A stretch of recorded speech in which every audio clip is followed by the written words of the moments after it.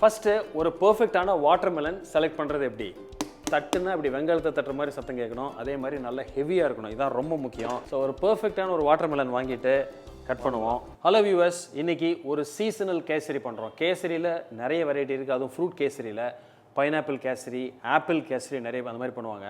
இன்றைக்கி நம்ம இந்த சம்மர் ஸ்பெஷலாக வாட்டர்மெலன், அதாவது தர்பூசணியை வச்சு ஒரு கேசரி பண்ண போகிறோம். இதில் என்ன ஸ்பெஷல் அப்படின்னா, இந்த தர்பூசணி ஜூஸை வச்சு தான் பண்ணுறதுனால நேச்சுரல் கலர், அதே மாதிரி இந்த நேச்சுரல் கலர் கொடுக்குறப்பவே நம்ம சில சங்க்ஸ் ஆஃப் த ஃப்ரூட்ஸும் அதில் ஆட் பண்ணுறப்போ ஒரு நல்ல ஒரு மவுத் ஃபீல். வாங்க ஒரு பர்ஃபெக்ட் சீசனல் வாட்டர்மெலன் கேசரி எப்படி பண்ணுறதுன்னு பார்ப்போம். I'm Sundar, welcome to recipe செக்கா.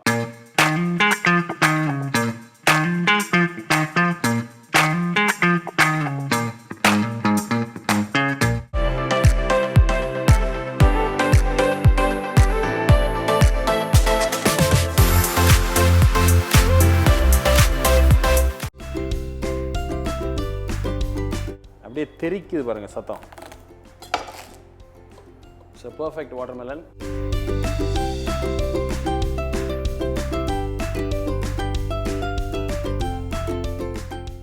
So இப்போ நம்ம அந்த கேசரி ப்ராசஸ் நம்ம ஆரம்பிக்கலாம். ஃபஸ்ட்டு நான் என்ன பண்ணுறேன், ஒரு பேன் எடுத்து வச்சுட்டு ஒரு 1.5 ஸ்பூன் நெய் எடுத்துக்கிறேன். ஸோ நெய் கொஞ்சம் லைட்டாக மெல்ட் ஆனோடனே முந்திரி பருப்பை சேர்த்துக்குங்க.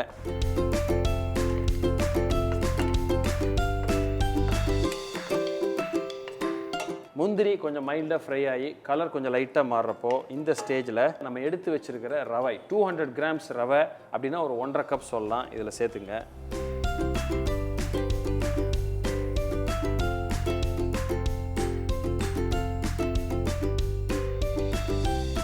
ரவை வந்து கலர் மாறாமல் ஒரு மைல்டு ஃப்ளேமில் அந்த ஒரு ஃப்ளேவர் வர அளவுக்கு நம்ம வறுத்தா போதும். இது இப்போ ரெடி ஆயிடுச்சு. ஒரு 2லேருந்து 3 நிமிஷம் நல்ல சூடு வந்தால் போதும் ரவை. இதை நான் என்ன பண்ணுறேன், திரும்ப ஒரு பவுலில் மாற்றிக்கிறேன். இப்போது வேறு ஒரு பேன் நம்ம எடுத்துட்டு தண்ணி ஃபஸ்ட்டு ஆட் பண்ணுறேன். ஏன்னா தண்ணி கொதிக்கணும். எவ்வளோ ரவை எடுக்கிறோமோ அதுக்கு கிட்டத்தட்ட 2 பங்கு தண்ணி நம்ம எடுத்துக்கலாம்.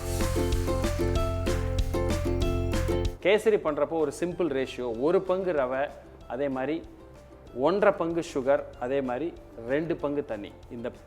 இந்த வாட்டர் கண்டென்ட்டை தான் நம்ம பிரிச்சிடறோம், ஜூஸ் அண்ட் தண்ணியாக. ஸோ இப்போ தண்ணி கொதிச்சு வந்தோடனே நம்ம ஏற்கனவே வறுத்து வச்சுருக்கிற ரவையை அதில் சேர்த்துருங்க. லம்ஸ் ஃபார்ம் ஆகிற அளவுக்கு டக்குன்னு ஒரு வாட்டி கிண்டிடுங்க.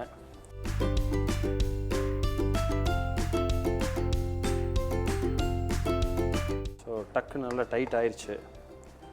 ஸோ இந்த ஸ்டேஜில் சுகர் நம்ம சேர்த்துடலாம். நம்ம எடுத்து வச்சுருக்கிற சுகர். ஸோ சுகர் வந்து கொஞ்சம் மெல்ட் ஆகி கொஞ்சம் லூஸ் ஆகிட்டு வரும்.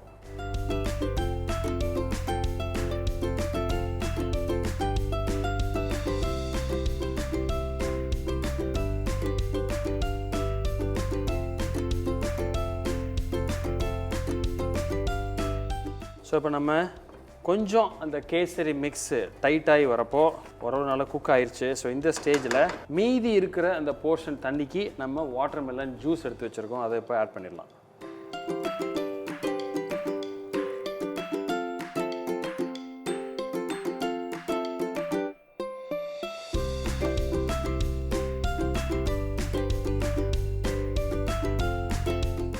ஸோ இப்போ நம்ம கொஞ்சம் லைட்டாக டைட்டாக இந்த மாதிரி ஸ்டேஜில் நம்ம என்ன பண்ணுறோம் அப்படின்னா, எக்ஸ்ட்ரா நம்ம நெய் சேர்த்துக்கிறோம்.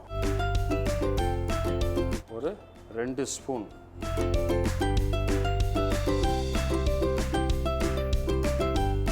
ஸோ நம்ம கலர் எதுவுமே சேர்க்கல. ஸோ பர்ஃபெக்டாக நம்ம நேச்சுரல் வாட்டர்மெலன் கலரில் இதை இப்போ மிக்ஸ் பண்ணியாச்சு. ஸோ வேறு எந்த ஆர்டிஃபிஷியல் கலர்ஸ் எதுவுமே சேர்க்கல, ஜஸ்ட் அந்த ஜூஸோட கலர் குக் ஆகி இந்த கலர் நமக்கு கிடச்சிருக்கு. ஸோ இப்போது இந்த ஸ்டேஜில் நான் என்ன பண்ணுறேன், இதை ஆஃப் பண்ணிடுறோம்.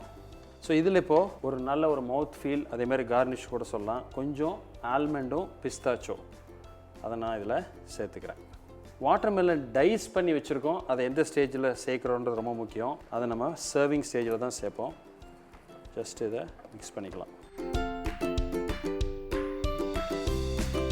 ஸோ ஒரு வித்தியாசமான seasonal special fruit kesari, watermelon kesari முக்கியமாக இந்த வாட்டர்மெலனை டைஸ் பண்ணி வச்சுருக்கிறது நம்ம சர்விங் ஸ்டேஜில் தான் கொடுக்க போகிறோம். ஏன்னா வாட்டர்மெலன் டைசஸ் இதில் சேர்க்குறப்போ அந்த சூட்டில் குக் ஆகி தண்ணி விட்டுரும். அதனால் அதை ஃபைனலாக சர்வ் பண்ணுறப்ப ஸ்கூப் பண்ணி எதில் சர்வ் பண்ணுறீங்களோ அதில் வச்சுட்டு அழகாக கார்னிஷ் பண்ணி அதில் இந்த டைசஸை கொடுக்குறப்போ அந்த டைசஸோட சாப்பிட்றப்போ நல்ல ஒரு மவுத் ஃபீல்.